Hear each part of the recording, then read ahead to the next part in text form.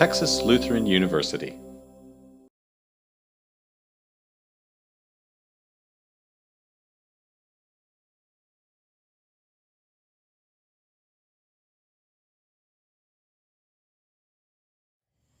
I am so excited to see so many people in the room. Thank you so much for being here today to this is our fourth year of the Cullinane Speaker Series in Social Innovation and Social Entrepreneurship.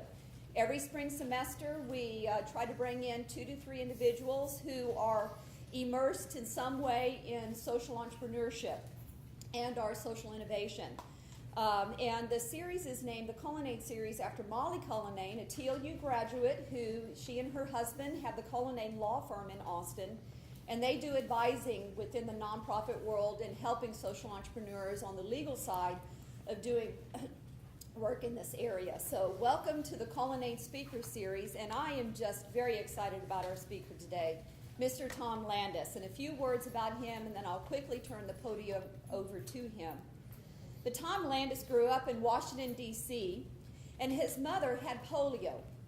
And he notes that she never complained. In addition to polio, she taught GED classes in some of the rougher parts of Washington, D.C., and if you're familiar with the city, you know what I'm talking about.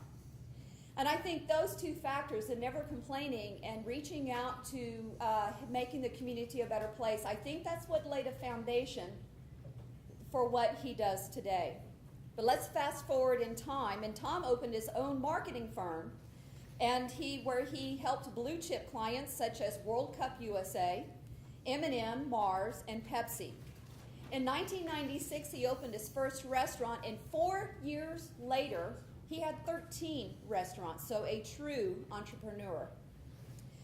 The employees at those restaurants, many of them lacked English skills, so he transformed his restaurants into classrooms in between the lunch and the dinner sessions. So there again, very entrepreneurial, but moving into the realm of social entrepreneurship.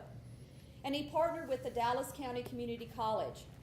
More than 1,300 of his employees, mostly Hispanic employees throughout the Dallas area, with his work, learned English and moved from an hourly wage employee into managerial positions. As a result of that, he is the only non-Latino to earn the LULAC Businessman of the Year award. For his work, he was also awarded the Center for Nonprofit Management Social Entrepreneur of the Year award in 2004. In 2015, Tom opened Howdy Homemade, the first for-profit restaurant run by people with special needs. It was through the legendary coach Gene Stallings' book about his son who was battling Down syndrome, and the name of the book is Another Season. Highly recommend it. It was that book that inspired and was the genesis for Howdy. Tom was awarded the inaugural Ryan Albers Lifetime Achievement Award for his efforts to champion the rights of those with special needs in the year 2016. He also received the Texas Governor Lex Friedan Employer of the Year Award and the George Washington National Honor Medal. There is now a Howdy franchise in Salt Lake City, and get this, there are more than 100 people lined up right now to get their franchises going. So here you are, there's going to come a time when you pass Howdy Ice Cream and you're going to say, I remember when I was on campus the day that he was here speaking, when Tom was speaking to us. See, they're so excited, there's 101 right there. So he has his first franchise in Salt Lake City. And this is also exciting. Tom Landis has created the Dr. Pepper chocolate ice cream. And through the partnership with Dr. Pepper, he has enabled more than 175 people with special needs to work at the State Fair of Texas over the past 3 years. On May 14th of this year, Tom will be the 8th recipient of the John Stallings Award, where he will share the podium with Notre Dame coach Brian Kelly. We are honored to have Mr. Tom Landis here this afternoon, and I know that we will long remember this day. So thank you in advance for being here. And in social entrepreneurship, we call ourselves change makers. And Mr. Landis, you are a change maker. Thank you for being here.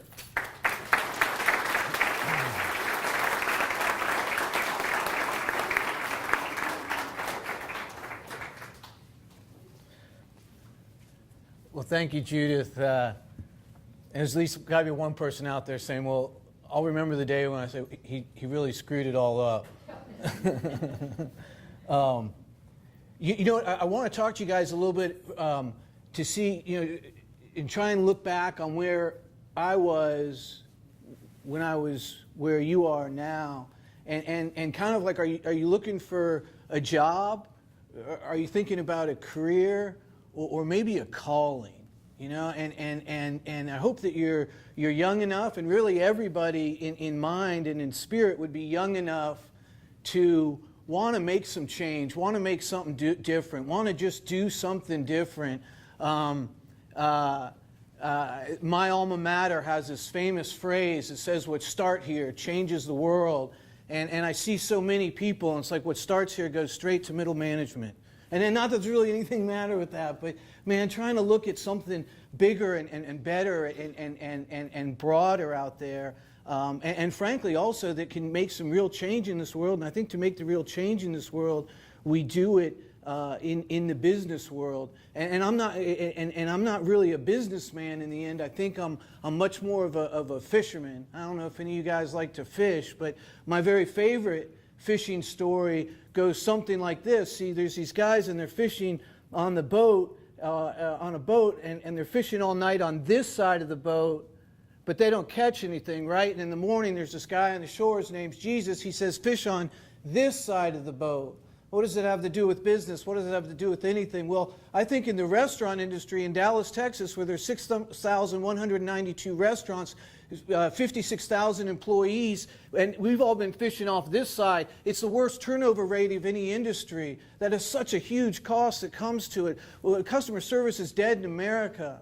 So what do? We fish on this side of the boat, where in Dallas and North Texas alone, there's 240,000 special fish, 240,000 adults with special needs that desperately pray for what so many people take for granted, and that's a job. And so in looking at that, we step back and say, okay, what can we do? How can we begin to make that change? And I think that's what social entrepreneurship is all about. And it's exciting because as a guy now that's 50 and looking at what's coming up as the next generation, man, it's amazing to hear that people are caring more about what your business stands for than what it is you're selling. That's a phenomenal change and a beautiful one. I think it's one we're asking, okay, how is your business, what is your restaurant going to do more than just make money? And if we can do a paradigm shift to bring that question into it, I think it's fascinating. And I think we're at this just fascinating time that's never been experienced before. 30 years ago, I think the rate of autism was like 1 in 5,000. Today it's 1 in 59. 1 in 59. So how is your business? How are your employees? How are you going to hire them, work with them, train with them, all that? And it's interesting, it's fascinating. Look at some of the stats, right? Autism alone, 90% of them are underemployed or unemployed. Why? Malcolm Gladwell, if you've ever read any of his books, Blink, The Tipping Point, they talk about how you are hired within the first 10 seconds of the interview. First 10 seconds. Forget all the long group interviews, all this other. First 10 seconds, your eye contact, greeting, and a smile. Someone with autism can't make eye contact. That's not within them. So right away, in the first 10 seconds, they're cut out of a job, which so most people will advance on to the next round of interviews. And I think that's just so fascinating to see. And then also to try and frame maybe a little bit of all of this, of everything that we do, not in our economy, but in God's economy. And that's sort of an interesting one, right? Because our houses, right? When you get out, you get a house, and 10 years later, you start every conversation with your neighbors and everyone at every happy hour and everyone with, you know what the value of our house is now? You know how much the value of our house has increased? It's just, it's part of the decorum of our social speak. Well, you know what? The Bible, I think it's fascinating. It says your house is but a tent. And you know what? So what we decided we would do is mortgage our house, put it all on the line to open Howdy Homemade so that we would be able to look parents and adults of a child with special needs in the eye and say, you know what? Your child's worth more than our house. We believe in your child. We think your child is worth so much and can do so much that and in fact, we think that it's not, we want to put him into an internship, which I think is kind of a four-letter word because it's sort of like, well, we're going to take someone on, but not really. It is the real job. It's the real opportunity to find something for people, and that's what we're looking at trying to do, and I think it's sometimes interesting too, right? That it is extremely scary. It's so gritty, right? Like, who would, if you went home and said, "Hey, Mom, Dad, I got this idea. Let's just mortgage the house. Let's put it all on the line," right? It doesn't make sense, and in fact, it didn't make sense, and I would never recommend it. But honestly, I felt like this was the time to move. And we did, and there's a couple of reasons why we did that, and not all of them were totally legal. Because you know what, there's a lot of guys like Gene Stallings, and I don't know if you guys know much about him, but a legendary football coach. And on June 3rd, 1962, his son was born, Johnny, with Down syndrome. And back then, it just was such a different time. Like, it's so amazing to see how far America's come in some areas, and then still so far how it has to go in so many other areas. But in June 3rd, 1962, it wasn't uncommon to leave a baby born with Down syndrome on the table. Just let it die. The doctors told Coach Stallings, they said, you know what? You do what's important in life. You coach football. This is a distraction. And he'd fainted. When he came to, he said he wanted to knock out the doctors, but he said, God gave me that son. And I think that was really kind of a tipping point and a changing point in Texas, and really in a lot of the Southwest and the U.S. for what and how people were going to treat people with special needs, specifically with Down syndrome. I think that's just fascinating. But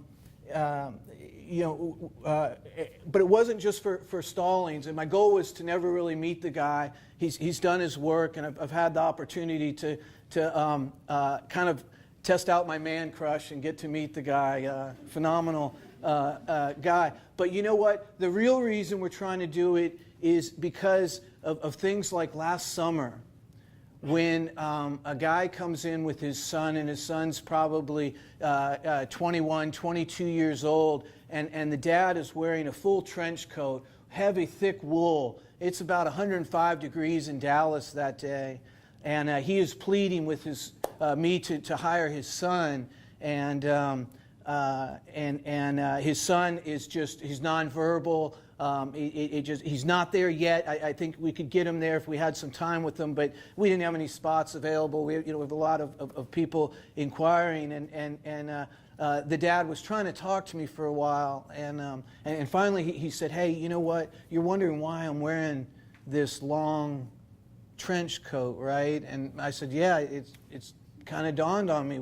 And he unbuttoned it. And he had a chemo port sticking out. And he said, "I'm stage 4. I don't have anybody to look after my son. Could you look after him? Could you?" And every day I've thought about that man and his son, and just the fact that businesses are not doing enough to be fully inclusive, and it's to their own detriment. It's not I'm not looking for goosebumps. I'm not looking for fist bumps. We're looking strictly for sales bumps. If anyone looks at Howdy Homemade as a warm and fuzzy thing, I think they're missing the point. Ours is to change the way society views people with special needs, and we think the best way to do that is through business. It goes back to something I remember so clearly learning it in college, and that was if you take care of your employees, everything else takes care of itself, but you take care of your employees first. And that's where we wanted to design every aspect of Howdy Homemade for those with special needs. I mean, I almost want to bet you like $10 or something that if you go into an ice cream shop, you're not going to be greeted with a friendly welcome. And if you ask them for more than one sample, you're just going to get the stink eye. I mean, we get, you go to a Mexican food restaurant, you get 500 pounds of chips and salsa free, but you want a scoop of ice cream for your kid or a little sample to make sure he wants whatever, rainbow sherbet, and man, the stink eye. And we think we can change that. Working with people with special needs in some of my other restaurants, it didn't work out. Speed was needed for the other restaurants. You have an hour for lunch. There's a line. Things need to move quickly. The bar is set. The consumer sets the bar, and it was one where our employees they just couldn't work. So, I've never seen anybody just come in and, I need a scoop of ice cream real fast. I'm in a hurry. People, it's a slower cadence. They want they want relationship. They want friendliness, and that's just gone. And I think there's a really fascinating opportunity there. I think it also plays eventually into retail. We have one of our first employees, Down syndrome. Her name was Sarah Waterman. She liked to be called Happy because she's just happy all the time. Way happier than I guarantee, almost everybody in this room all the time. Why is that? That's fascinating. So she's called Happy, and we think she's kind of hip. Well, Ben & Jerry's has Happy Hippies. Well, we think our hip happy can beat their happy hippies. So we're working on that, because we do think in the end, if we have our place next to a Baskin Robbins, you're going to choose to come to our place, and it's because you're going to just have a good experience. Every aspect, when someone comes in, if they're interviewing, if they're trying to see if they can work, we just say, can you be friendly? Can you say howdy? Man, I'm amazed at how many people in the business world and can't do that, and how far that will get you. But people don't do it. And then the second one is, can you scoop ice cream? And before doing that is, a lot of people with special needs have speech impediments, right? So well, let's take that. Did I just stutter a lot, right? So instead of speaking or asking, would you like to try a flavor? Because half the time if you ask them, would you like to try a flavor, people lie and say no. They came into an ice cream shop. Of course they want to try a flavor, but whatever. And so instead of asking them, you start giving them samples on the level of the spectrum of where the employee is. I want them to give them Dr. Pepper chocolate chip, cinnamon brown sugar to women 25 to 55, butter pecan for people over 65. It's so weird how it starts to kind of break itself down. But now someone with special needs, if they can give them 4 or 5 samples, the person behind the customer now is holding them. They're literally giggling. And now their interaction with this employee with special needs is cemented, right? They're giggling. This is the coolest thing ever. And for all the kids that are coming up, right, for them to see someone with special needs, what is their thought is, well, yeah, that guy looks a little different, but man, he puts 400 times the amount of M&Ms on mine, or the biggest scoop, or whatever. I think it's a good thing there, and our employees just do that so well. I love to read, and I love to read in terms of trying to come up with something new, and to read something over here that doesn't have anything to do with something over here, and just to sort of try and put those things together. And 3 of the books that I read were, the first was 12 Mighty Orphans, and it's just a fascinating book about a guy that wanted to coach football in the 1930s in Texas, and the best job and the only job he could get was coaching a group of orphans in the Fort Worth Masonic Lodge for $25 a week.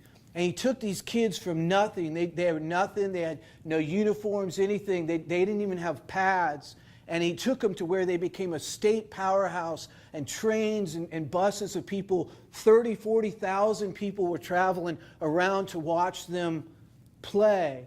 one of their players, Jack Hardy, they played and beat Highland Park High School 3 times. I don't know if anyone here is from Highland Park, but our store is right kind of around Highland Park. And Highland Park is like this super rich donut in the middle of, it's just kind of fun to bag on, right? Because it's just this super rich donut in the middle of Dallas or whatever. And they do everything, right? Jerry Jones' grandson won state last year. I mean, enough of good stuff for them. But anyways, the 12 Mighty Orphans got to play Highland Park 3 times. They were powerhouse even back then. And all 3 times they beat Highland Park. After the second time they beat him, Jack Hardy, whose dad was a bootlegger, and he's walking down the street with his dad. His dad did somebody wrong. That guy came up, shot his dad. He goes home, tells his mom, "Mom, this just happened and it's horrible." His mom packs up the bags and says, "Yes, adios." He becomes an orphan. Later on, ends up in the NFL Hall of Fame, known as the dirtiest player in the NFL. But against Highland Park, after the second time they beat him, he's walking off the field with his friend, and he looks at his friend, he said, "What'd you get?" He goes, "What do you mean, what'd I get? We just played football. You don't get anything." He said, "Yeah, I got 6 teeth." He'd knocked 6 Highland Park players' teeth out. What does that have to do with social entrepreneurship? Everything. And here's why. So this guy, right, and this is interesting, who invented the spread offense? Rusty Russell. He was that coach. Why? His kids were little, right? They couldn't play. They weighed out. The other team on the front line, their guys outweighed them by 35 pounds on average. And they had pads, and his guys didn't have pads. So he spread them out. He invented the spread offense. So go tell your boyfriend, your dad, whatever, "Hey, who invented the spread offense?" Rusty Russell. And that made me start thinking, like, all right, the restaurant industry is broken, right? It's the largest, it employs more people than anybody, but has the highest turnover rate. How do we fix that? Well, let's find people that don't turn over. Well, these people with special needs, they're awesome. And here's another thing that's fascinating. You guys are going to become leaders. You already are leaders in many ways.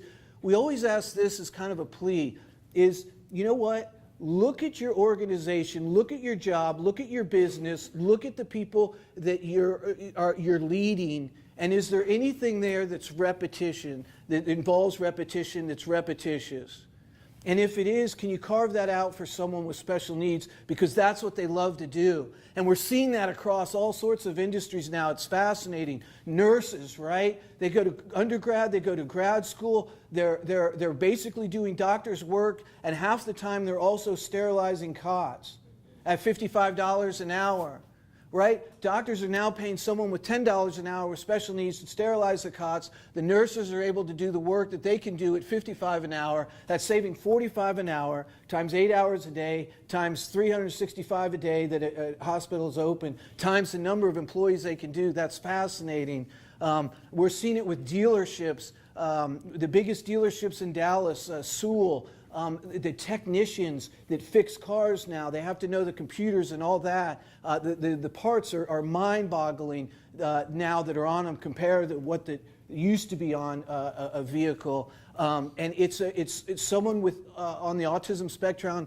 Those auto mechanic areas of industry are a playground for them. They would know exactly where each part is, how to get around that. The top companies, again, like Sewell, can't find people enough. They're hiring at $100,000 a year, plus relocation bonuses, hiring bonuses, and they can't find anyone good enough. And here's these people that are absolutely, it shouldn't be called autism, I think it should be called turboism.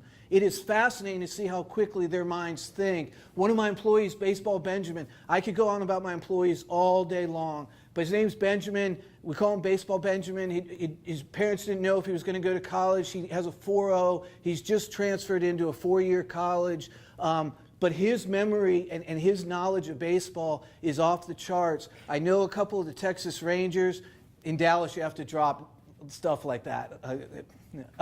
And I've been able to get them into the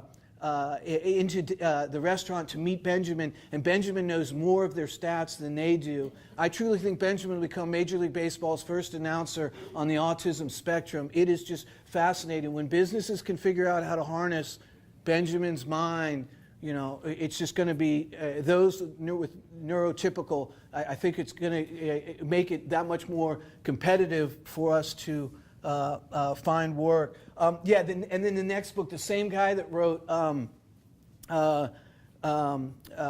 12 Mighty Orphans wrote a book called Junction Boys, and that's where I got introduced to Coach Gene Stallings. Well, I didn't get introduced to him, but I read him in the book, and I don't know if you knew that story, but real briefly, Bear Bryant, legendary coach Bear Bryant, arrives in 1956 to coach on the campus in College Station. He doesn't like what he sees, so he takes 126 football players, puts them on 2 buses, and takes them to Junction, Texas for 10 days. And they're thinking this is party time, hang out, whatever. He works them so hard, he takes 126, comes back with 35.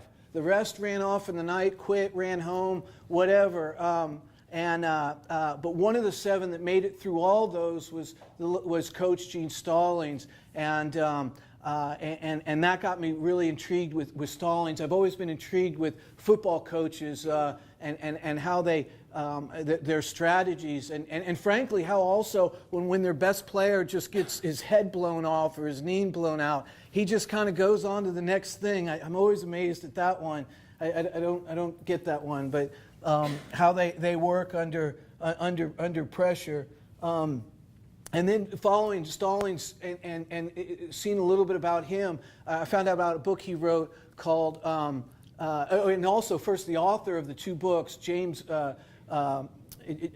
Webb, that wrote both those 2 books. I was curious of what I thought I had in common with them, and I knew someone that knew him, and I said, man, can I set up a lunch? I'd like to meet the guy. And they said, man, I don't know if it's the guy you want to meet. I think he's only had 12 DWIs. 12, right? Not the 12th man, 12th. But that made his book Another Season. Stallings wrote a book about his son and the difference that his son made in his life. But also what struck me about it was the transparency and the honesty of the book. And I think it's something that anyone that wants to enter in the special needs world should read. Again, the transparency and the honesty of it just is what took me aback. And one of the main things is here's a guy who coached for 12 years for the Dallas Cowboys under a guy named Tom Landry. And that whole time in Dallas, you felt like he was sort of trying to find out, hey, would someone hire my son? Would someone give him a chance? And no one would. I kept thinking, here's a guy, his son Johnny, that would have been the friendliest guy in the restaurant. He would have been great for meeting people. And oh, by the way, he probably would have brought in the entire Dallas Cowboys. And yet no one was thinking back then. That wasn't even on the radar of a thought. And how can we change that? And it was while reading those 3 books and man, doing very little work. Life was like 10 hours a week. Restaurants kind of ran themselves. I loved my employees. They were doing great. It's great to have at least 2 businesses. And here's why. You can tell one business, you're at the other business, you're at the other business, you're at the other business, and then go fish or do something else. But one day I was actually in one of my restaurants, and I was watching the busser switch out and it's real simple. There's soda water, bubbly water, and there's the syrup, right? It's that easy, whatever. And I'm sitting there, and we wanted to do ice cream. We'd realized that was the arena we wanted to go in that would fit with our employees and what their capabilities were. And I watched the busser connect the Dr. Pepper syrup to it, and I thought, man, here's 6 fountain flavors. Here's 6 very proven flavors. Why don't we look at infusing them into ice cream? And if I was a chef, I'd infuse it. I'm not. I fake it. So I mix it in. The same thing as if I was a chef, I'd infuse it. And I immediately Googled it, and there were only recipes for using the can or the bottle, which it's real bubbly. It doesn't work. but with the syrup, it just makes something that works. And so we started just messing around with it, messed around in other flavors, and then decided this is it. We're going to open the restaurant, and signed a lease. And when you sign a lease, you're signing your name away. That's 5 years. That's $4,000 a month for 5 years. That's where the rubber meets the road. And a week or so later, a good buddy of mine said, you know what, I can set you up with one of the board of directors for Dr. Pepper. And maybe we can work it down so that you can get your Dr. Pepper chocolate chip ice cream, into the deal. And so we set up this breakfast, and great guy, sits down and he says, hey, before you order coffee, let me just tell you something. I love what you're doing. I love the cause, but there's no way a multi-billion-dollar company, one of the most recognized brands in Texas, in the U.S., is going to do a deal with you, right? You've never served a scoop of ice cream in your life. It's just, so don't even, we'll just put that off the table. Now, how about those Rangers? What do you want to talk about? And so I kind of lost sleep for a little while, and then decided, you know what, we'll go for forgiveness rather than permission. And it's interesting because where different careers and things will take you. Like if I had gone to law school, I would have realized, wow, what I was doing was like totally illegal, like in just every shape and form. But I didn't go to law school, and I'm pretty good at not listening to the lawyers that I did go to law school, that I did talk to about it. And so we opened. And I knew that, that would hit their radar and social media and all that very quickly. And, about 2 months later, they came in and they just said, we love what you're doing. We want to get involved. We want to help support it. And really, truly, a company is just people, but they're truly cool people there. And it's interesting, they've sponsored the Gene Stallings Award since its inception 8 years ago. It's just so kind of interesting how all these pieces come together that I'd love to say I had an idea or a plan for, and I don't. You just sort of sometimes put your shingle out there, go for it and go. And do it when you're young, because the older you get, the harder it is to go out on your own. And when I did it the first time, like at 23, 24, it was like if it failed, I can go wait tables, I can do whatever. What I did on December 26th of 2015 with 2 little kids and a mortgage and everything was just flat out stupid, right? I mean, but and it's interesting because since then a lot of stuff has happened. Dr. Pepper was bought by Keurig.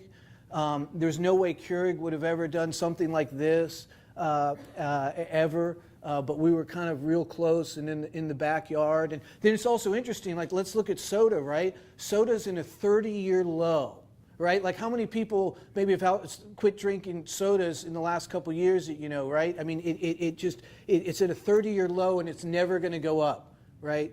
You never hear parents going, you know what? I'm so proud of my son, he's chugging soda.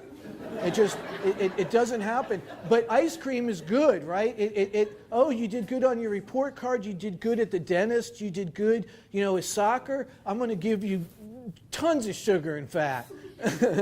But that's the way it is. And I think part of it goes back to, the super big gulps and all that wrecked people, where people have ice cream like once a week, and it's this safe sort of fun thing. And I think we've created a really fun thing. We are not Tom's Shoes, right? Tom's Shoes is buy one pair is given away. We're a hand up, not a handout. There's a very, very big difference. There's instant gratification with what we do. You interact with one of our customers, you automatically know where your money is going. I think these things are kind of interesting, and they get me kind of excited because when I started this idea 3.5, 4 years ago, I would go to pitch the idea to people to see if they would want to invest, and sometimes they would hit me in the arm and say, man, that's like a really un-PC joke, but that's funny. I mean, a restaurant run by people with special needs, right?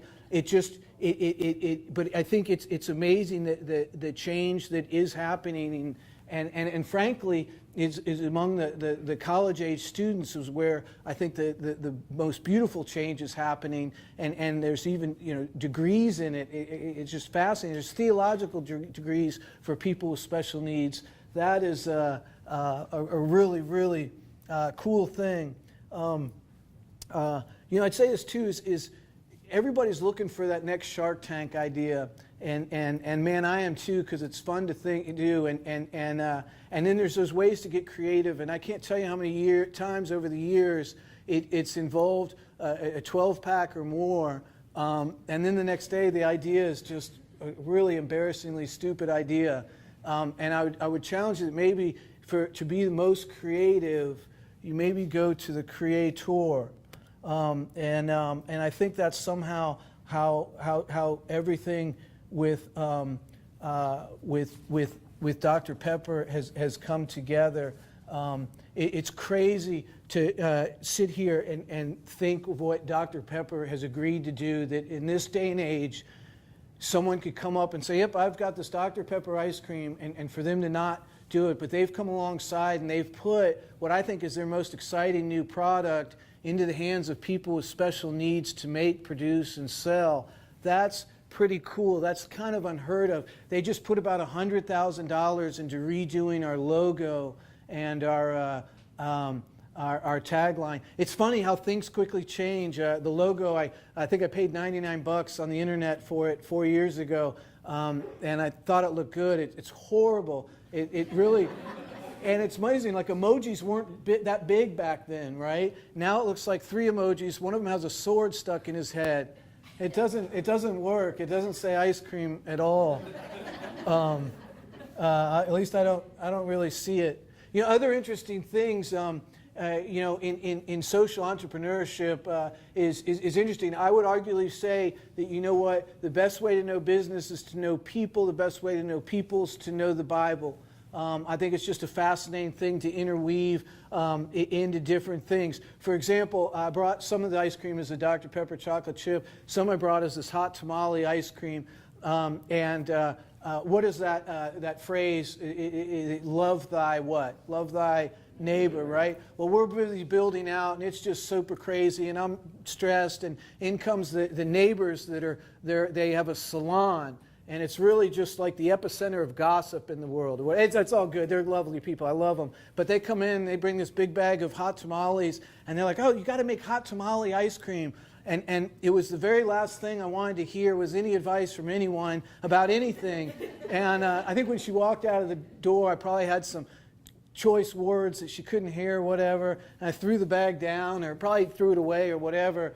And a couple of days later, I was thinking about it and thinking, well, what if we did something with the hot tamales, and not make fun of my neighbor, but do something and take it. And so now it's one of our best-selling flavors, and it's actually Coach Stallings' favorite flavor. And I still chuckle at that because I truly was going to never ever do anything with hot tamales because the neighbor was just kind of annoying at the time. You know what? And so where are we? We've got a store. We've got another one open in Salt Lake City. They were going to open Provo. We have about 100 people now lined up that want to franchise. Almost all are either parents or grandparents of a child with special needs, and they want to create something. It sort of seems like there's 2 types of people out there. There's those that just aren't very familiar with people with special needs, and I get that. I totally get that. Whatever your passion is, it might be AIDS, it might be cancer, it might be whatever. That's totally cool. But for those that aren't involved and don't know people with special needs, it just is going to be such a foreign idea. But for those that do have a child with special needs, and they've seen the world say no, they've seen the world say someone's going to hire them, but no one does. They're the untapped potential, I think, for that. El Paso is probably going to be the next one we open. I think that one's going to have a drive-through. And I'm pretty excited about that. HEB has kind of a higher-end branch of it called Central Market. They've been interested in putting about 5 of our flavors on the counter to see if that can work. And that's sort of interesting, like social entrepreneurship, oh, warm and fuzzy. Well, let's look at that. If I could get 10 pints in 10 of their stores and sell those for a day, and then get that hooked over to H-E-B, because H-E-B sells more Dr. Pepper than any other business, and now we're selling 10 pints a day at 330 stores, 365. I think that's 7.1 million. Now you start to branch it outside of the Texas, and the numbers start to get into 20, 30, 40 million a year. And you know, and you look at then taking all of that money and using it to create more jobs for those with special needs. And I think things start to get pretty exciting. And that's kind of our vision. That's kind of our goal. There's been some real fun stuff on it. Amazon Prime called last spring and said, we want to do like a TV show on you. I was like, yeah, hey, cool. Hung up on them. They called back a little later, like, no, we're serious. And so my director, I love to say that, my director, right? The last movie he did featured Jimmy Fallon, Lucy Liu, Tom Arnold, Sharon Stone, and so they profiled 7 Americans and what they do here and then up in Canada, and it was a TV show, and the end product really wasn't where I wanted it to go. So it was a cool experience, but not sure that it ended up being the best marketing in the world, but a lot of fun. Yeah, we talk about this a lot, and that's the elusive inclusive. The elusive inclusive, it just seems like we're right on the edge of people with special needs being invited into work, into social situations, into churches, into the world. And there's 240,000. There's got to be probably 600,000 in North Texas or in all of Texas that are just kind of out there, and they're just such an untapped source. And I think you guys probably have better ideas than I do on what that might be. For what the future can hold for them and how to harness it in a way that makes money and makes change. They're gritty times, they're tough. There's a lot of funny stories. I mean, Baseball Benjamin, the first time he closed up, and I kind of knew this might happen, but they talk about the restaurant business being a cash business, right? My final 2 restaurants I ignored for a long time to focus on Howdy Homemade. My employees felt ignored. Man, you ignore your employees and they feel ignored. They gave me about 90,000 reasons to focus on people with special needs. They took me for about 90 grand, and that kind of led to the final end of those businesses. But focusing on people with special needs, like Benjamin, Baseball Benjamin, they're wired. They are just not going to steal from you. The first night Baseball Benjamin closed up for us. We don't hire mascots. We want our people with special needs to truly be managers. And the first night he closes up, he calls me. We close at 10. He calls about 10:20. And he says, guess what, Mr. Landis, we got a big problem. All right, Benjamin, tell me what it is. Money's missing. All right, well, tell me about it. I've checked all over. I've checked the register twice. I've counted. I've looked under all the cushions everywhere. We're off by 2 cents. What do we do? I mean, man, another employee, the second day of work, he shows up with a big basket of cleaning supplies. Ben, what's that for? He said, you know what? My dad always said, if you're going to do a job, bring the right tools to work. And Mr. Landis, I don't think you have the right cleaning supplies. and there's a million just fun, loving stories that make me realize my problems in life are this big, and you bring that into work, and man, that changes the workforce. But there's also a lot of nitty-grittiness. There's a lot of stress, and I wouldn't change it for anything. But I also imagine that as you go through things, that I hope the bigger the challenge, the bigger the crush of stress and friction and all of it, and probably working and being a student and all that, you're feeling it some now. And so I always leave with this, and it simply says that may we rejoice in the Lord always. I'm going to say it again, rejoice. May your gentleness be known to all. The Lord is near. Let's be anxious in nothing, but in everything, by prayer and supplication, present our requests to God. And the peace of God, which transcends all of our understanding, will guard our hearts and minds in Christ Jesus. Finally, my brothers and sisters, whatever is righteous, whatever is noble, whatever is beautiful, let us focus on such things. And all God's people said, Amen. Questions?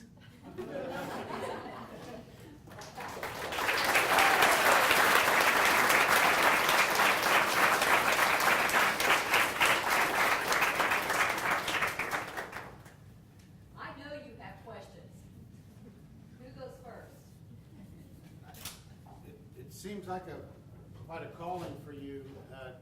What do you attribute wanting or having this innate desire to help and be a part of special needs lives and changing them? You know what? I think a lot of different things, but I think one is just that I truly think it's what God has called me to do, and I know that because there's so many times when I hate it, right? And you know, something comes, you know, I ran into a buddy of mine that I went to college with, and he's like, "Can I show you some of my pets?" And he has longhorns. I mean, he's got a range. You know, I'm jealous of that, you know. And then I think, no, you know what? I'm on a path to try and change people's lives, but there's the very real tension of being called, I think, to do something and then wanting to just have what everyone else has, right? I don't know if that makes sense, but it. I definitely, I mean, I absolutely think it and looking back on it now, I mean, there's a million ways it should have failed, a million ways from the start.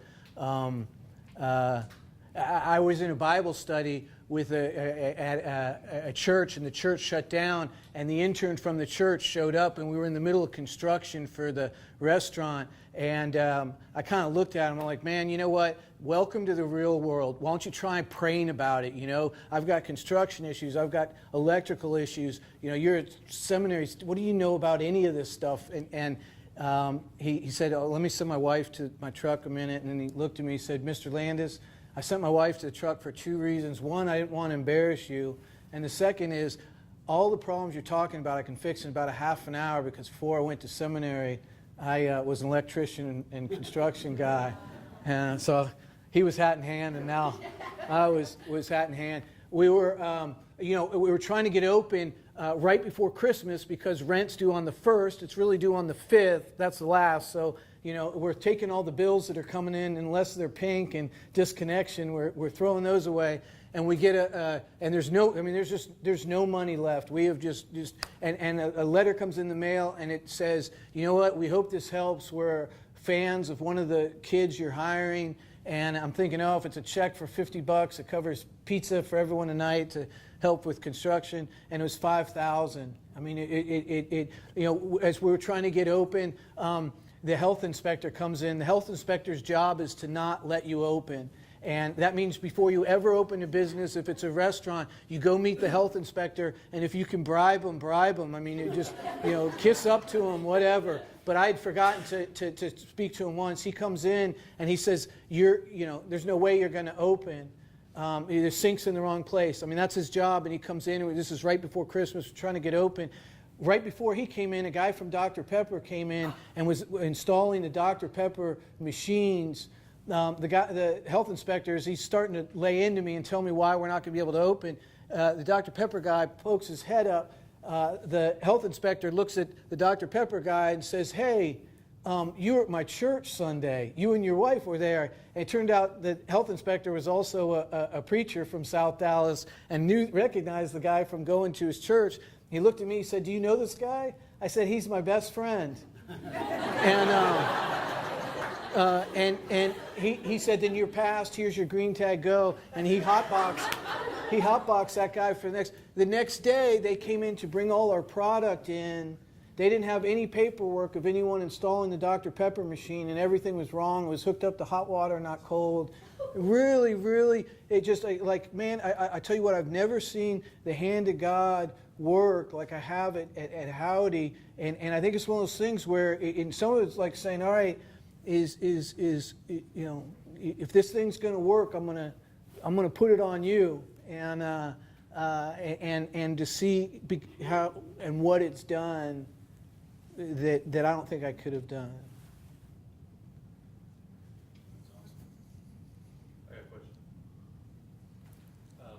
Talk about being able to be a part of changing lives. Can you talk about a time where you've had to deal with not being able to change someone's perspective or life that has been in your company? Yeah. You know what is when you hire the employee, a lot of times we say you could almost interview the parents and know how the child, the student is going to be, the employee, it's interesting that this may not be PC, but I haven't worked for anyone else since October 31st of '93. But right, sometimes it's the job coaches. Sometimes it's the parents that are really holding them back. And if you can't get past that, sometimes it's really frustrating because you see potential. And there was one job coach. A lot of times I come in with job coaches, and then a lot of times job coaches don't ask us how we want our business done. And but one in particular just really seemed like he kept his thumb down. And so every time he came in, we would tell him we need him to go run and get eggs. So he'd go run and get eggs, and that would take about the full time that the employee was with us. And the guy never learned that there's nothing on our menu with eggs. But yeah, you know what? I think that's why in high school we read Holden Caulfield, right? Catcher in the Rye, is you simply can't save everyone. And I think I printed 300 applications when we opened, thinking that'll last me a while. You know, we blew through those, and it's you can't, and you can't. And also the other thing is that like part of my business is to fire people with special needs, right? That's Mr. Warm and Fuzzy there, right? Like, but it's, you know what? It's giving them the dignity to fail and giving them the opportunity to fail, because not everyone is good in the restaurants. You know, I definitely had people that worked for me, and truly they are better at pricking people and taking their blood. I think they get enjoyment out of it, and that's what they're doing now. Ow. I think so. Time for one more question. Yeah. How many people do you employ that don't have special? Yeah, you know, right now 2, and it's an interesting balance. It's an interesting question because, like some of the, like Coach Stallings started this RISE school, and there's now like 8 different RISE schools around the country, and they're to help kids from age 6 months to 6 years with Down syndrome. But they want really a 50-50 split for inclusion, and that's a really interesting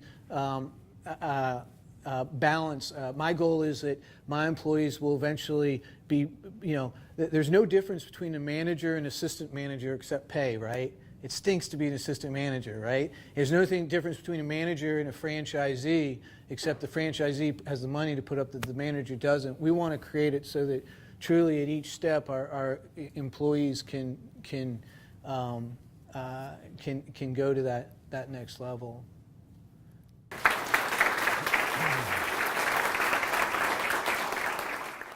For more information, please visit tlu.edu.